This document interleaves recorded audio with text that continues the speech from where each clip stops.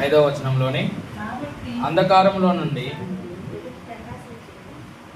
దేవుని స్వరూపి అయిన క్రీస్తు మహిమను కనబరుచు సువార్త ప్రకాశం వారికి ప్రకాశింపకుండు నిమిత్తము ఈ యుగ సంబంధమైన దేవత అవిశ్వాసులైన వారి మనోనేత్రములకు గుడ్డితనము కలుగు చేసెను. హల్లెలూయా.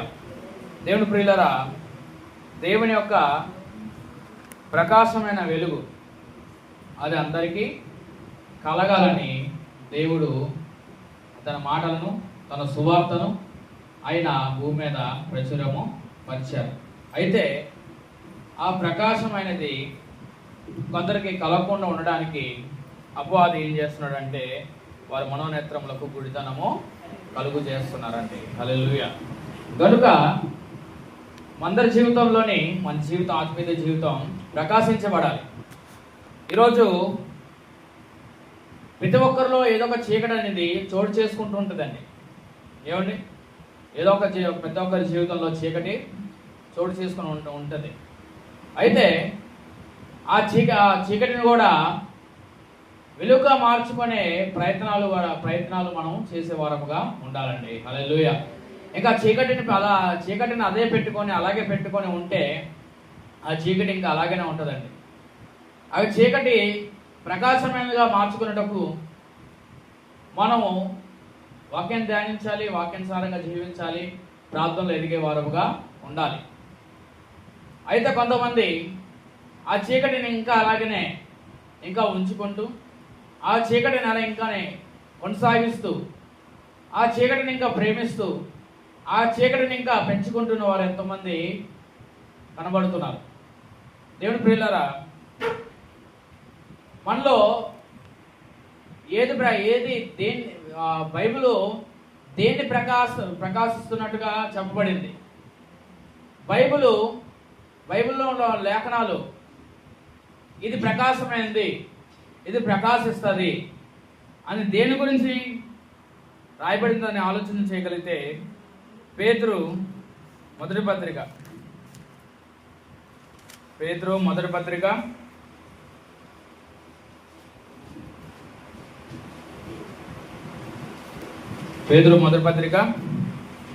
5-6 వచనాల్లోని,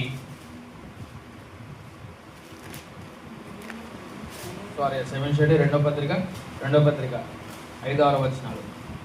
పేతురు 2వ పత్రిక 5-6 వచనంలోని, ఆ హేతువు చేత మీ మట్టుకు పూర్ణ జాగ్రత్త గలవారై మీ విశ్వాసమునందు సద్గుణమునందు జ్ఞానమునందు ఆశా నిగ్రహమునందు సహనమునందు భక్తి యందు సహోదర ప్రేమ యందు దయను అమర్చుకొనుడి. హల్లెలూయా. దేవుని ప్రియులారా, ఇవన్నీ కూడా మన ఆత్మీయ జీవితంలో ప్రకాశమైన విషయాలు. ఇవి ఒకదాని ముడివేసుకొని ఒకదాని యందు ప్రకాశించేది. దేవుని ప్రియులారా, ఏమండి, ఒకదాని యందు ప్రకాశించేది. ఒక దీపం పెడితే దాని కాంతి అలాంటి దాని యొక్క కాంతి పరిమాణము ఏంటో మనకు తెలుసు. ఆ దీపం పక్కన ఇంకో దీపం పెడితే ఈ రెండు కాంతి యొక్క పరిమాణం ఎంతో తెలుసు. ఆ రెండు దీపాలను ఇంకో 3గా, ఆ 3 దీపాలు 4గా 5గా చేస్తే వాటి యొక్క ప్రకాశము పరిమాణం ఎంతో మనకి అర్థమవుతుందండి. హల్లెలూయా. అలాగే ఇవన్నీ కూడా ఒకదాని యందు ఆ ప్రకాశాన్ని పరిమాణం పెంచే దీపాలుగా, వెలుగుగా ఇవి మనకి కనబడుతున్నాయి. హల్లెలూయా. అయితే ఒక దీపం ఉంటే దాని వెలుగేంటో, ప్రకాశం ఎంతో, దాని యొక్క ఆ వెలుగు యొక్క పరిమాణం ఎంతవరకు వెళ్తుందో, ఎంతవరకు వ్యాప్తి చెందుతుందో మనకి తెలుస్తూ ఉంటుందండి. హల్లెలూయా. గొర్రె ప్రియులారా, ఇక్కడున్న స్తంభానికి లైటు మా ఇంటి వరకు రావచ్చు, ఆ తర్వాత అక్కడి నుంచి రాలేకపోవచ్చు. ఏమండి, ఆ వెలుగు అక్కడి వరకే పరిమితం. అయితే క్రైస్తవుడి యొక్క ఆత్మీయ జీవితం వెలుగు పరిమాణము, ప్రకాశమైన పరిమాణము అది కొద్దిగా తేల్చి చెప్పలేదు. సంపూర్ణంగా ప్రకాశించేటట్టుగా ఉండాలండి. హల్లెలూయా. దేవుని ప్రియులారా, ఎందుకంటే ఉదయకాలపు ప్రకాశం వేరు, మధ్యాహ్న కాలపు ప్రకాశం వేరు, సాయంత్రకాలము వచ్చే ప్రకాశము వేరు. ఒకదానికి సంబంధం లేనిదిగా కనబడుతుంది. ఏమండి, సాయంత్రం పూట ఆ ప్రకాశం వలన ఎంతగా మనకి తేడాగా కనబడుతుందో, లేకపోతే మధ్యాహ్నం ప్రకాశం పరిమాణం బట్టి చుట్టుపక్కల మనకి ఎలాగా కనబడుతుందో దాన్ని బట్టి మనకి తెలుస్తుందండి. హల్లెలూయా. అయితే ప్రియులారా, అయితే ఎలాగ మనం దీన్ని గుర్తించాలంటే, విశ్వాసం నందు ఏముండాలి? సద్గుణం ఉండాలండి. విశ్వాసము సద్గుణం నందు ఉండాలి. ఏమండి, ఈరోజుగా విశ్వాసులుగా పిలువబడుతున్న వాళ్ళలో సద్గుణం లేదు, కానీ దుర్గుణాలు కనబడుతున్నాయండి. హల్లెలూయా. దుర్గుణాలు పెట్టుకొని దుర్గుణాలు ఇంకను కొనసాగిస్తూ ఆ దుర్గమును యొక్క దుర్గుణాలను ఒకటొకటిగా అవలంబించుకుంటూ విశ్వాసాన్ని చూపిస్తున్నట్టుగా భ్రమపరచు విశ్వాసాన్ని ఈరోజు ఎంతోమంది కనబరుస్తున్నారండి. హల్లెలూయా. కనుక నీ విశ్వాసము ఇంకా బలముగా ఉండాలంటే, విశ్వాసాన్ని ఇంకా నిరూపించినట్టుగా ఉండాలంటే, శతాధిపతిని చూసి ఇశ్రాయేలు వారిలో ఇటువంటి విశ్వాసాన్ని నేను చూడలేనట్టుగా ఆయన అక్కడ చెప్తారు. ఏమిటి? ఆయన ఆ శతాధిపతి విశ్వాసము నిరూపించింది ఎవరంటే యేసు ప్రభు వారు. హల్లెలూయా. అది విశ్వాసము ఎవరు తేల్చగలిగారు? ఎవరి దగ్గర తేల్చబడిందంటే, ఇది ఒక విశ్వాసం అని అంటే అది దేవుడి దగ్గర తేల్చబడి ఉంది. హల్లెలూయా. మన యొక్క విశ్వాసము నిజమైన విశ్వాసంగా తేల్చేది ఆ విశ్వాసం నందు దుర్గుణాలు ఉంటే నీ విశ్వాసము నిశ్వాసంగా తేల్చడు దేవుడు. ఏమండి? తేల్చడు. దేవుడు ప్రియులారా, రేషన్ బియ్యం వేరు, అప్పుడప్పుడు పండి తీసుకొచ్చే బియ్యం వేరు, మోర్లో కానీ రిలయన్స్ కొనుక్కొచ్చే బియ్యము వేరు. ఒక్కొక్క దాన్ని ఇది బియ్యం అని తేల్చి చెప్పడానికి ఎన్నో జ్ఞానం ఉపయోగించవచ్చు. హల్లెలూయా. కాబట్టి పిల్లరా, ఏది బియ్యమో ఇది బియ్యమో ఇది ఏదో ఒకటి అని మనం తేల్చి చెప్తాం. అదిగే మీ విశ్వాసము కాదా లేదో తేల్చబడాలంటే అది మీ విశ్వాసం ముందు సద్గుణాలు ఉంటే విశ్వాసముగా తేల్చబడుతుంది. హల్లెలూయా. కాబట్టి వీళ్ళు ఈరోజు ఎంతమంది విశ్వాసులుగా పిలువబడుతూ, ఏమిటి, మా యూట్యూబ్లో ఒక న్యూస్ వచ్చిందండి. చర్చిలో అందరూ గుద్దులాడుకుంటున్నారు. ఏమండి అంటే కొన్ని చర్చిలు ఎలా అంటే ఆ చర్చి యొక్క సహవాసం ఏంటంటే 15 సంవత్సరాలు ఈ పాస్టర్, ఈ 15 సంవత్సరాలు పాస్టర్ అయిపోతే ఇంకొక పాస్టర్ రావాలి కదండి. ఈ 15 సంవత్సరాలు ఉన్న పాస్టరు నేను ఎందుకు అంటే ఈ 15 సంవత్సరాలు ఏలిన పాస్టరు, దానికి సంబంధించిన సభ్యులు విశ్వాసులు ఉంటారు కదా, వాళ్ళందరూ ఆ పాత పాస్టర్కి సపోర్టుగా కొత్త సంవత్సరాన్ని సేవ ప్రారంభించి ఈ పాస్టర్ సపోర్టుగా ఇద్దరు ఒక దిక్కుల అబ్రాహం పనివారు లోతు పనివారు కొట్టుకున్నట్లు గొడవన్నట్టుగా చర్చిలో గొడవాడుకున్నారు. ఏమండి, కామెంట్స్ చూస్తే మీకు ఎందుకురా చర్చి అని, ఏమండి అంతగా గొడవాలనుకుంటే అంతగా క్రైస్తవులుగా మారాలా అని ఒక కామెంట్. ఎంత నీచంగా, ఎంత నవ్వులాటగా అంటే అన్యులు కూడా తెలిసిపోతుంది వీళ్ళు విశ్వాసులా కాదా లేదా అని. ఏమండి,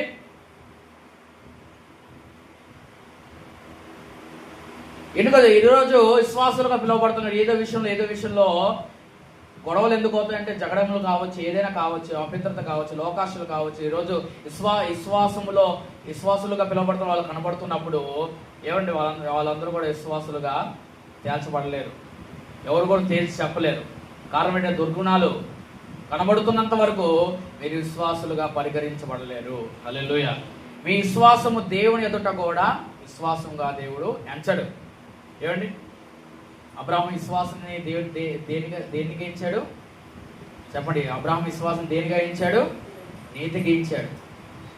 దేవుడు తెలిసింది ఇతని యొక్క విశ్వాసము నీతి అని. హల్లెలూయా. విశ్వసించాడు, నమ్మాడు, ఆ విశ్వాసాన్ని నీతిగా దేవుడు ఎంచాడండి. హల్లెలూయా. ఎందుకంటే అబ్రహాములో దుర్గుణాలు లేవు, సద్గుణాలు ఉన్నాయి. అందుకే అతని విశ్వాసముగా దేవుడు ఎంచాడు. కనుక ప్రియులారా, ఇటువంటి మనస్తత్వం కలిగిన వారు, ఇటువంటి దుర్గుణాలు కలిగిన వారు, మరి విశ్వాసం కూడా చాలా బలహీనముగా కనబడుతుందండి. హల్లెలూయా. అంతేకాదు ఇంకేంటంట, సద్గుణమునందు జ్ఞానమును కలిగి ఉండాలి. సద్గుణమునందు జ్ఞానము కలిగి ఉండాలి. ఆ యొక్క సద్గుణాన్ని చాలా జాగ్రత్తగా నడుచుకునే విధంగా, అంటే ఇటువంటి గొడవలు వచ్చేటప్పుడు కావచ్చు, లోక సంబంధమైన విషయాలు వచ్చినప్పుడు ఈ సద్గుణాన్ని ఆ విషయాల యందు జ్ఞానముగా నడుచుకునే వారంగా ఉండాలి. హల్లెలూయా. అటువంటి పరిస్థితులు వచ్చినప్పుడు ఆ సద్గుణాన్ని మర్చిపోయి అజ్ఞానంగా నడుచుకునే వాళ్ళు, ప్రవర్తించే వాళ్ళు ఎంతోమంది కనబడుతున్నారండి. హల్లెలూయా. ఇక ఆ సద్గుణము, అటువంటి విషయాలు లోకరీతమైన విషయాలు వచ్చినప్పుడు ఆ సద్గుణాన్ని కనపరచాలంటే ఒక క్రైస్తవుడు దానికి కావాల్సింది ఏంటంటే జ్ఞానం కావాలి. ఆ జ్ఞానం ఉన్న ప్రతి ఒక్కరు కూడా ఆ సద్గుణాన్ని ఈ పరిస్థితులు ఎలాగ వాడాలి, ఈ పరిస్థితులు ఎలా కనపరించాలి, ఈ పరిస్థితుల్లో ఎలాగా కనపరచాలనే జ్ఞానాన్ని ఉపయోగిస్తాడు. అప్పుడు ఆ సద్గుణము ఇంకా నిలబడి ఉంటుంది తనలో. హల్లెలూయా. కనుక అటువంటి సద్గుణాన్ని నిలబెట్టుకునే జ్ఞానము కలిగిన వారుగా ఉండాలి. హల్లెలూయా. అప్పుడు మనం ప్రకాశించే వారు ఉంటాం. అంతేకాదు జ్ఞానమునందు ఆశా నిగ్రహం కలిగి ఉండాలి. హల్లెలూయా. జ్ఞానమునందు ఆశా నిగ్రహం కలిగి ఉండాలి. చాలా మంది ఎంతో ఉపయోగకరముకారండి, దేవునికి కోపం తెప్పించేవి ఆశలు కలిగి ఉంటారండి. మరి ఆశను నిగ్రహం పరుచుకుంది ఏదంటే జ్ఞానము కలిగే వారముగా ఉండాలి. ఈ జ్ఞానము లేకపోతే ఈ ఆశలను పెంచే విధంగా, ఆశలను ఇంకా రేకెత్తిచ్చే పరిస్థితులు వచ్చినప్పుడు ఈ జ్ఞానం ఏం చేస్తుందంటే ఈ ఆశలను నిగ్రహించుకుంటూ, ఈ ఆశను అదుపులో పెట్టుకునే విధంగా, ఈ ఆశలను దైవిక ఆశలు, దైవికమైన ఆశ ఉంటుంది కదండి, దానికి మలుచుకొని ఆ లోక సంబంధమైన ఆశ వచ్చినప్పుడు దాని దైవికమైన ఆలోచనలతోటి నిలబెట్టుకొని ఉండినప్పుడే ఆ ఆశ అనేది, ఆ లోక సంబంధమైన ఆశ నిగ్రహించుకునే సామర్థ్యము ఆ జ్ఞానములో ఉన్నదండి. హల్లెలూయా. కాబట్టి ఈరోజు అటువంటి జ్ఞానము కలిగిన వారంగా ఉండాలి. ఆశ నిగ్రహమునందు సహనమునందు భక్తి కలిగిన వారంగా ఉండాలి. ఆశ నిగ్రహమునందు సహనము. కొంతమంది ఆశలు చాలా కంట్రోల్ పెట్టుకోలేరు. ఆశలు నిగ్రహించుకునే విషయంలో సహనం ఉండదు. ఏమండి, ఆశ నిగ్రహం కలిగిన వారంగా ఉండడమే కాదు, ఆ ఆశను ఎంతవరకు సహనపరచుకోగలం, ఆశను దిగమింగు ఉంటూ రోజంతా ఎలా గడపగలం. ఏమండి,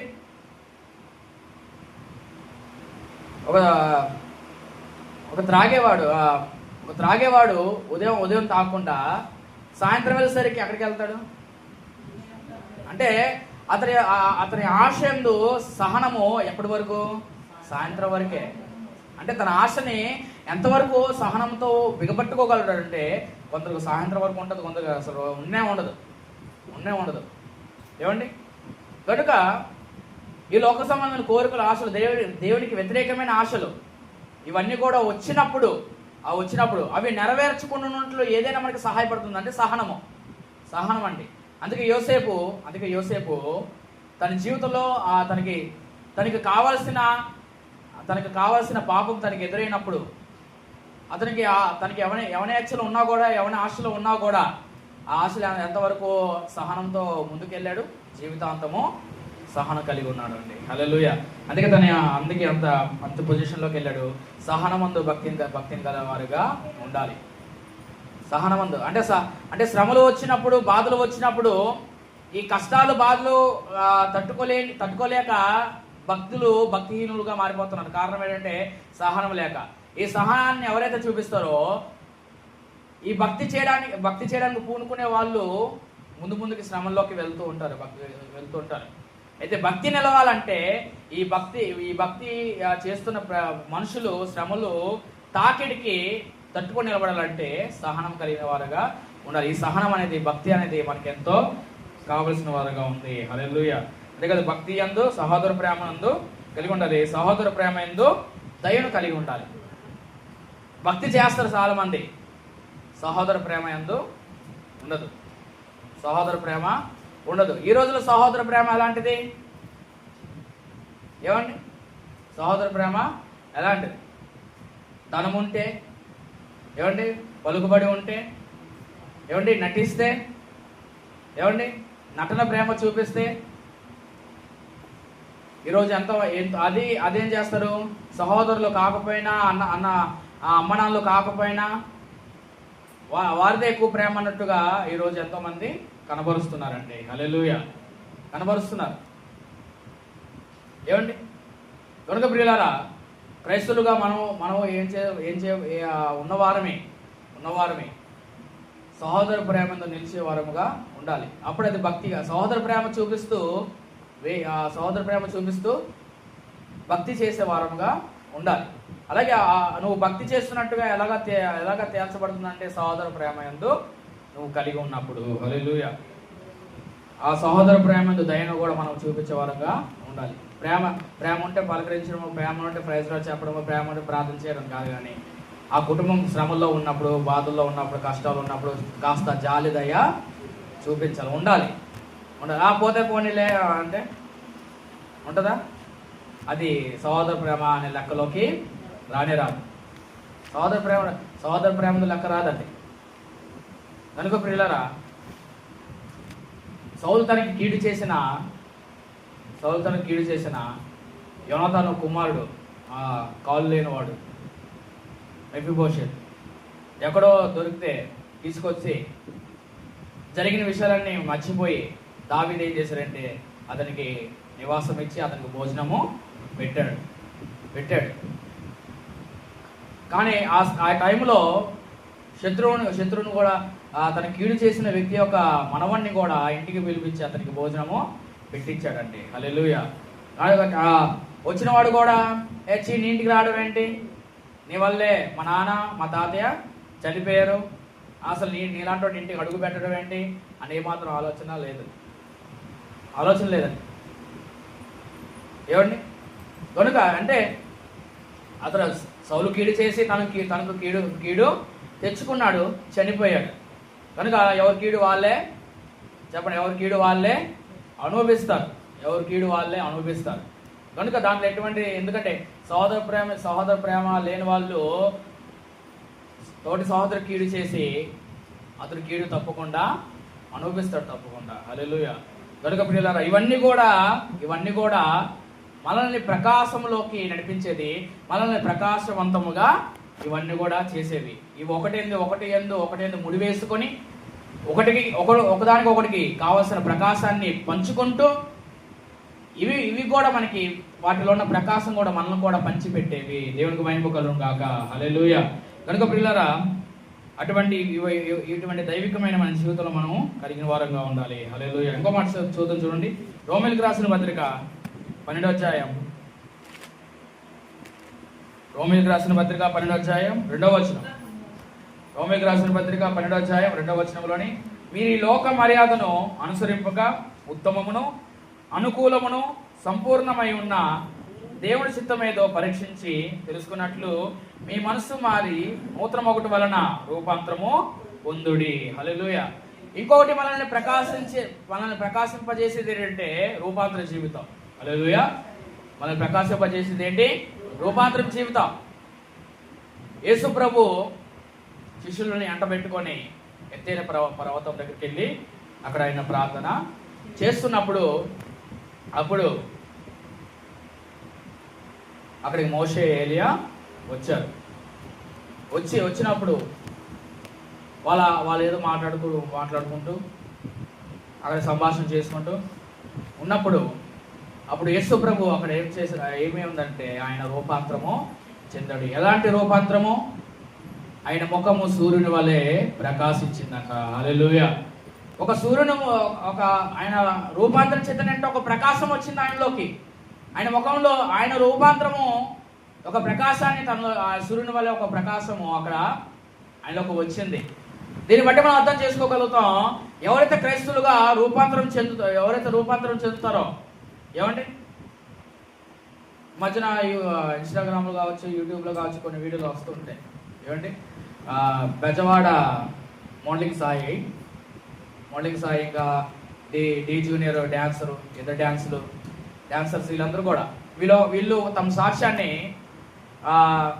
జీసస్ బిఫోర్ జీసస్ ఆఫ్టర్ అని పెట్టుకొని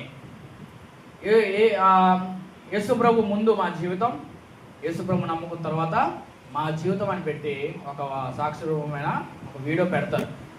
ఏమండి దీనికి కంపేర్ చేసి ఇప్పుడు చెప్పండి అప్పుడు ఎలా ఉన్నాము ఇప్పుడు ఎలా ఉన్నామని ఒక సాక్ష్యాన్ని ప్రజల ఎదుట విడిచిపెట్టినప్పుడు ఏమండి వాళ్ళ మార్పును చూసి ఎంతోమంది ఆశ్చర్యపోయిన వారుగా ఉన్నారు. హల్లెలూయా. కాబట్టి పిల్లరా, మీ ఫోటో జనాల్లో ఇప్పుడు కూడా ఉంటుంది. చర్చికి రావడం ముందు ఫోటో ఎప్పుడు ఎలా ఉందో, చర్చికి వచ్చిన తర్వాత ఇప్పుడు ఫోటో అలాగే ఉందా అని మనుషులు చూస్తారు. హల్లెలూయా. కాబట్టి పిల్లరా, ఏంటి జనాల మధ్యలో కనిపించేది మన చేష్టాలు, మాటలు, ప్రవర్తన ఇవన్నీ కూడా మారాయా, రూపాంతరం చెందాయా అని మనుషులు ఏం చేస్తారు, మనల్ని క్రీస్తుకు ముందు చూస్తారు, క్రీస్తు తర్వాత మనల్ని పరిశీలిస్తూ ఉంటారండి. హల్లెలూయా. కాబట్టి బైబిల్ ఒకటి పట్టుకుంటే మన మార్పు నొందినట్టు కానే కాదు, తీసుకురావాలి. బైబిల్ పట్టుకుని మనం తీసుకురావాలి. ప్రజల్లో కూడా క్రీస్తు నమ్ముకుంటే ఎటువంటి రూపాంతరం జరుగుతుంది, ఎటువంటి మార్పు జరుగుతుంది, మనిషి నిజమైన మనిషిగా మారుతాడు అని ప్రజల నుంచి కూడా సాక్ష్యాన్ని కూడా మందిరానికి తీసుకొచ్చే వారంగా ఉండాలి. హల్లెలూయా. కాబట్టి పిల్లరా, అటువంటి రూపాంతర జీవితం మన జీవితంలో రూపాంతర జీవితం కలిగితే మనకు వచ్చే లాభం ఏంటో మనం ఆలోచన చేయగలిగితే పిల్లరా, ఆదికాండం 17వ అధ్యాయం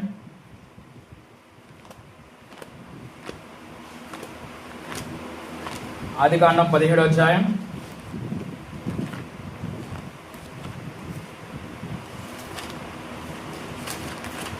ఆదికాండం 17వ అధ్యాయం 5వ వచనంలోని, మరియు ఇక మీదట నీ పేరు అబ్రాహాము అనబడదు, నేను అనేక జనములకు తండ్రిగా నియమించింది కనుక నీ పేరు అబ్రహాము అనబడును. అలాగే 15వ వచనంలోని, మరియు దేవుడు నీ భార్య అయిన సారాయి పేరు సారాయి అనవద్దు, ఏలైనగా ఆమె పేరు శారా. నేను ఆమెను ఆశీర్వదించి ఆమె వలన నీకు కుమారుని కలుగు చేసేదను, నేను ఆమెను ఆశీర్వదించేదను, ఆమె జనములకు తల్లి అయి ఉండును, జనములు రాజులు ఆమె వలన కలుగుదురని అబ్రహాముతో చెప్పెను. హల్లెలూయా. ఇక్కడ అబ్రహాముగా రూపాంతరము చెందాడు, శారాగా రూపాంతరము చెందారు. హల్లెలూయా. రూపాంతరం చెందిన తర్వాత వాళ్ళ ఆశీర్వాదం ఇంకా ఎక్కువైనది. హల్లెలూయా. నువ్వు రూపాంతరం చెందితే, నువ్వు మారితే, పేరు అంటే పేరు మార్చడమే కాదు, పేరు మార్చుకోవడమే కానే కాదండి. ఏమండి ఈ మధ్యన జంతువులకి పేర్లు పెడతారు. పేర్లు పెట్టిన వాటి స్వభావం మారుతుందండి. సింహానికి ఎప్పుడు ఇది చూపించకూడదంట,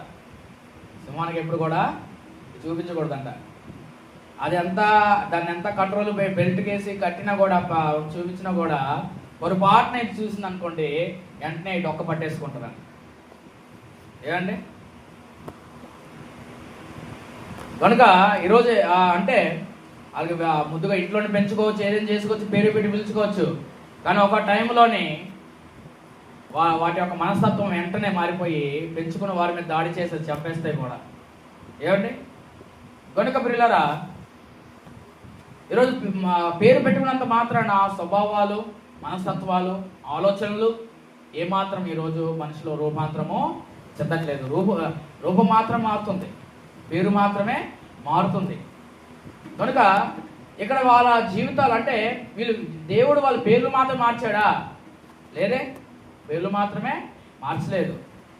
ఒకరిని జనములకు తండ్రిగా, ఒకరిని జనములకు తల్లిగా మార్చారు. హల్లెలూయా. వాళ్ళు మారారు కనుకనే వీళ్ళు జనములకు తండ్రి, ఇతను జనములకు తండ్రి, అందుకే అబ్రహాము. ఈమె జనములకు తల్లి, అందుకే శారా అందుకే దేవుడు వాళ్ళకి ఆ ఆశీర్వాదం దేవుడుకు అనుగ్రహించి ఉన్నాడు. హల్లెలూయా. కనుక ప్రియులారా, నీవు రూపాంతరము ఖచ్చితంగా మార్పు చెందాలి. హల్లెలూయా. రూపాంతరం చెందితే దేవుడు నీకు కావలసిన ప్రకాశమైన జీవితం ప్రకాశించగలుగుతావు. సూర్యుని వలె నీలో ఇంకా చీకటి ఏమాత్రము ఉండనే ఉండదు. ఆ రూపాంతరమే నిన్ను వృద్ధాప్యం వచ్చేంత వరకు, ప్రభు సన్నిధికి వెళ్ళేంత వరకు ఆ ప్రకాశము ఇంకా ప్రకాశించేటట్టుగా ఆ రూపాంతరం నేను చేస్తూ ఉంటుందండి. హల్లెలూయా. కనుక ప్రియులారా, ఊసరవెల్లిలాగా రూపం మార్చుకోవడం కాదు యేసు ప్రభువుని కలిగి ఉండడం అంటే. ఏమంటే ఈ గౌండ్ సంచి కూడా ఆ సముద్రంలోని రాయి దగ్గరికి వెళ్తే రాయిలాగా మారిపోద్దంట. ఇంకేం చెట్టు దగ్గరికి వెళ్తే అక్కడ రూపం మారిపోద్దంట. ఏమండి, సముద్రంలో రూపం మార్చుకున్న జంతువు ఉంది, భూమి మీద రూపం మార్చుకున్న జంతువు కూడా ఉంది. ఏమండి, ఈ రెండు జీవాలని మనుషులతో పోల్చి చాలా మంది ఉన్నారా అని అంటారు. ఏమండి, దేవుని పిల్లరా, నిజమే, క్రైస్తవుడైన వాడు రూపాలు మార్చుకునేవాడు కానే కాదు, రూపం మార్చుకునేవాడు కాదు. కనుక రూపం మార్చుకుంటే రూపాంతరం జీవితం, అసలైన రూపం జీవితం మాత్రము కానే కాదండి. కనుక ప్రియులారా, మనుషుల దగ్గర రూపాలు మార్చుకునే విధంగా ఉండకూడదు. ఉంటే ఒకలాగే ఉండేవాడుగా ఉండాలి. హల్లెలూయా. ఒకే రూపాన్ని నువ్వు కొనసాగించేటట్టుగా ఉండాలి. అదే క్రీస్తు యొక్క స్వరూపము కలిగిన వారు ఉండాలి. క్రీస్తు ఒక ప్రకాశము మనలో ఇంకనూ ప్రకాశించేవారుగా ఉండాలి. హల్లెలూయా. ప్రియులారా, స్టెఫెన్ ముఖం చూసినా అతని ముఖం ప్రకాశించింది.